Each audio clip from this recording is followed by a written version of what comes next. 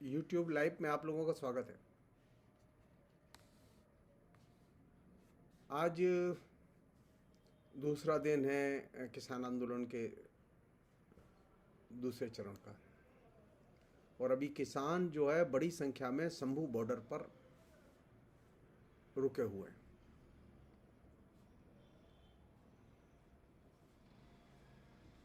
और कल जो घटनाएं हुई, उस घटना के कारण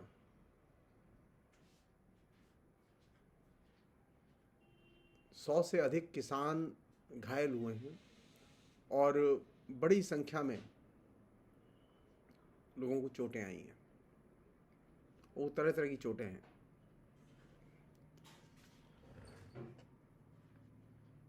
समस्या ये है कि नरेंद्र मोदी अगर इतने जनप्रिय हैं और इतने दयालु और कृपालु हैं, तो वे दमन की मशीनरी का इस्तेमाल क्यों कर रहे हैं?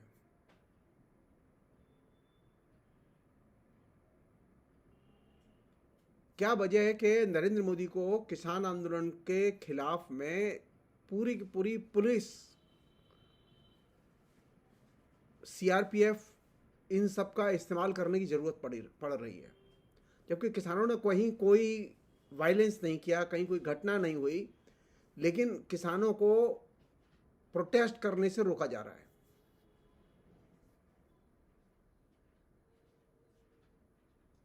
एक ही कारण हो सकता है कि नरेंद्र मोदी लोकतंत्र में अपना विश्वास खो चुके हैं, या ये हो सकता है कि वे लोकतंत्र में अपने को सबसे ज़्यादा असुरक्षित महसूस कर रहे हैं और दमन के जरिए वे जनता को ये मैसेज देना चाहते हैं कि तुम अब प्रोटेस्ट मत करो। नरेंद्र मोदी की स्टाइल रही है कि उनका मानना है कि उनके शासन में सब कुछ कूल, काम, शांति प्रिय ढंग से चलता रहा है और वे शांतिपूर्ण ढंग से विकास करते रहे, जबकि वास्तविकता यह है कि नरेंद्र मोदी के 10 साल के शासन में सबसे महत्वपूर्ण बड़े आंदोलन हुए और उन आंदोलनों का नरेंद्र मोदी ने बड़ी बर्बरता से दमन किया।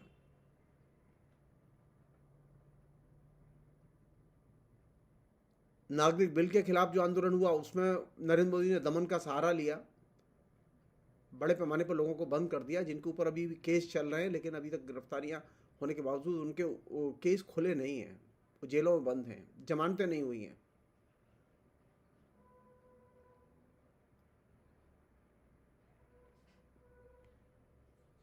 किसान आंदोलन पर जो पहले चरण का जो किसान आंदोलन था आज से 2 साल पहले, उस किसान आंदोलन के दौरान हजारों किसानों के ऊपर केस, जो पुलिस केस हुए, वो वापस नहीं लेके वायदे के बावजूद।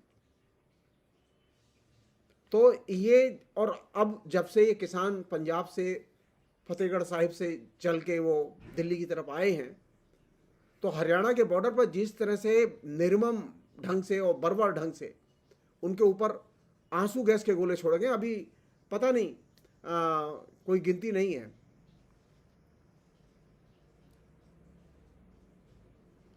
सैकड़ों आंसू गैस के गोले छोड़े गए आंदोलनकारियों के ऊपर। और दूसरे जो प्लास्टिक की, रबड़ की जो फायरिंग की जो मदद ली गई है,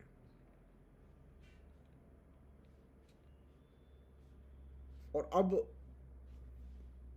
समझ में नहीं आ रहा है कि नरेंद्र मोदी जो है वो एक तरह से जनता को अपने शत्रु की तरह, किसानों को अपने शत्रु की तरह क्यों देख रहे हैं। और इस बार तो वो एकदम क्लाइमैक्स पर जा रहा है ये सारी चीज़ें। आज की अगर खबर को हम ध्यान से पढ़ें, जो कि एनडीटीवी ने वेबसाइट पर साझा की है, तो वो ये है कि सिंधु बॉर्डर पर नरेंद्र मोदी की सरकार ने long range acoustic device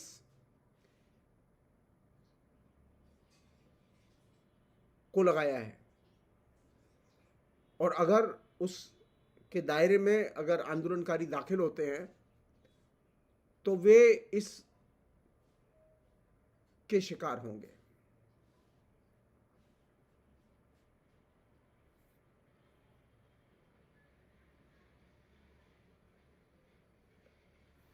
NDTV ने जो रिपोर्ट दी है वो बहुत ही चिंता की रिपोर्ट है। वो अमेरिका में जिस डिवाइस को लेकर आज भी केस चल रहे हैं, अमेरिका में ने जिस डिवाइस का निर्माण किया, उस डिवाइस को यहां सीधे भीड़ को नियंत्रित करने के नाम पर यहां पहली बार किसानों के खिलाफ में इस्तेमाल किया जा रहा है।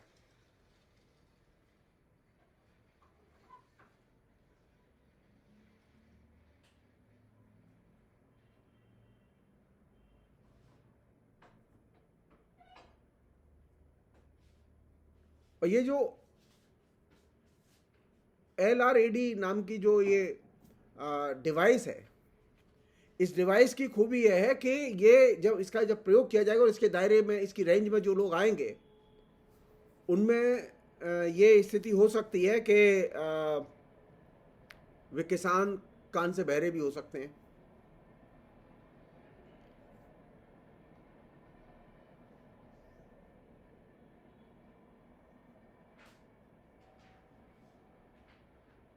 उनको माइग्रेन की बीमारी भी हो सकती है, और खासतौर पर बच्चे और बूढ़े इसके बड़े पैमाने पर शिकार हो सकते हैं। इस तरह की भयानक बर्बर डिवाइस का इस्तेमाल करना, वो भी शांतिपूर्ण किसानों के खिलाफ,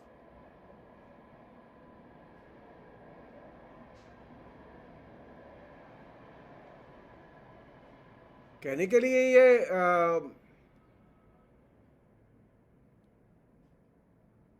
लाउड स्पीकर की तरह साउंड करने वाली, लाउड स्पीकर की तरह घोषणा करने वाली डिवाइस है, जिसके जरिए आप चेतावनी भेजते हैं। इनिशियली, जो लोग नहीं जानते उनकी जानकारी के लिए, इनिशियली समुद्री डकैतों से लड़ने के लिए और उन्हें सावधान करने के लिए अमेरिकी नौसेना ने इस डिवाइस का इस्तेमाल किया था और इसका निर्माण किया था। कालांतर में अमेरिका ने अल-कायदा के खिलाफ में इसका इस्तेमाल किया, इराक में इसका इस्तेमाल किया, हाइती में इसका इस्तेमाल किया, अफगानिस्तान में इसका इस्तेमाल किया। अमेरिका के विभिन्न शहरों में पिछले, यानी सन 2000 से ये डिवाइस बीच में आई है लोगों के उपयोग में। अमेरिका के विभिन्न शहरों में जन आंदोलनों को कुचलने के लिए इस डिवाइस का बड़े पैमाने पर इस्तेमाल किया गया।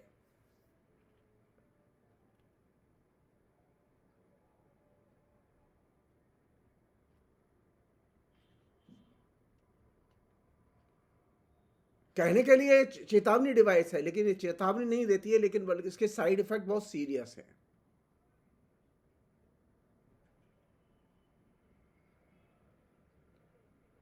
और इसके साइड इफेक्ट को लेकर तमाम तरह के जो जन संगठन है, आंदोलनकारी संगठन है, उन्होंने बड़े पैमाने पर विरोध किया है इसका, और इसके खिलाफ में कई केस अमेरिका की अदालतों में चल रहे हैं।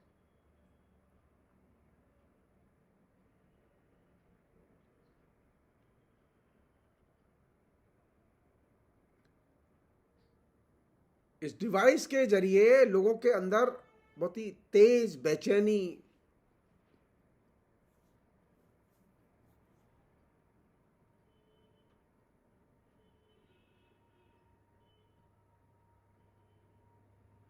चक्कर आना, माइग्रेन, तेज दर्द सिर में, टिटनस,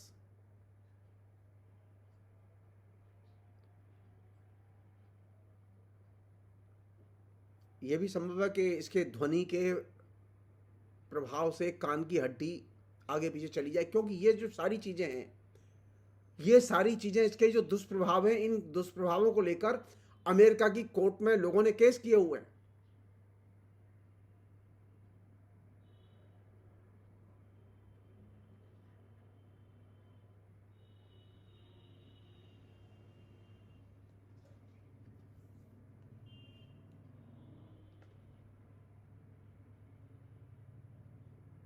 इस तरह की डिवाइस का, जो कि एकदम लोगों के अंग प्रत्यंग को बेकार कर सकती हो, लोगों को अपाहिज बना सकती हो, मेंटली तौर पर लोगों को डिस्टर्ब कर सकती हो, उस तरह की डिवाइस का किसान आंदोलन के खिलाफ में इस्तेमाल नहीं किया जाना चाहिए।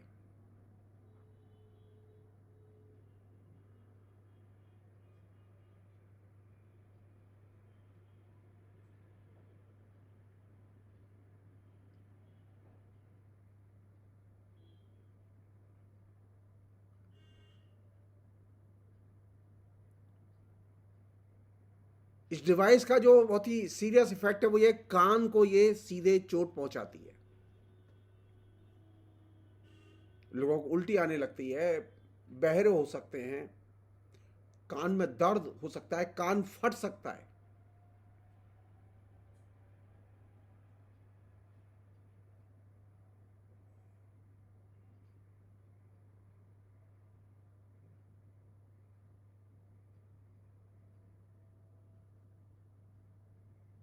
ये डिवाइस लोगों की जो इसकी जद में आ जाएंगे, उनकी सुनने की क्षमता को नष्ट कर सकती है। और ये जो चीज़ है, ये इस बात का संकेत है कि नरेंद्र मोदी की सरकार एकदम नग्नतम रूप में किसान विरोधी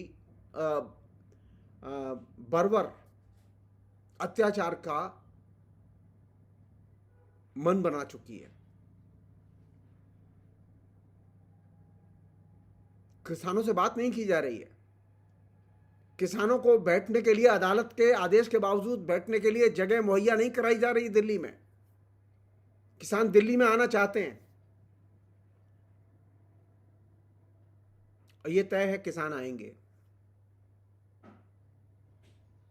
हम ये अपील करेंगे कि इस तरह के जो खतरनाक डिवाइस हैं क्राउड कंट्रोल के, उनका इस्तेमाल नरेंद्र मोदी सरकार न करे।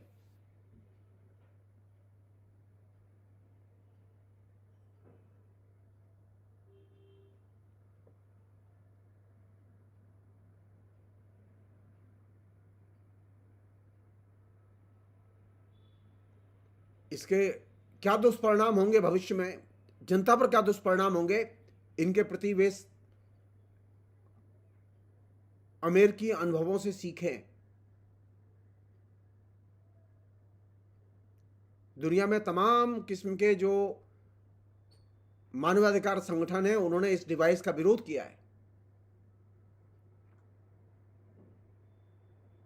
हम ये मांग करते हैं कि ये जो LRAD जो डिवाइस है, इसे तत्काल हटाया जाए और इसके इस्तेमाल पर पाबंदी लगाई जाए। अन्यथा जनता का व्यापक अहित होगा। किसान आंदोलन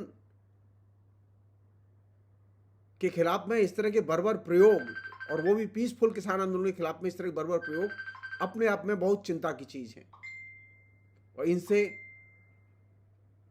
हर हालत में सरकार को बचना चाहिए।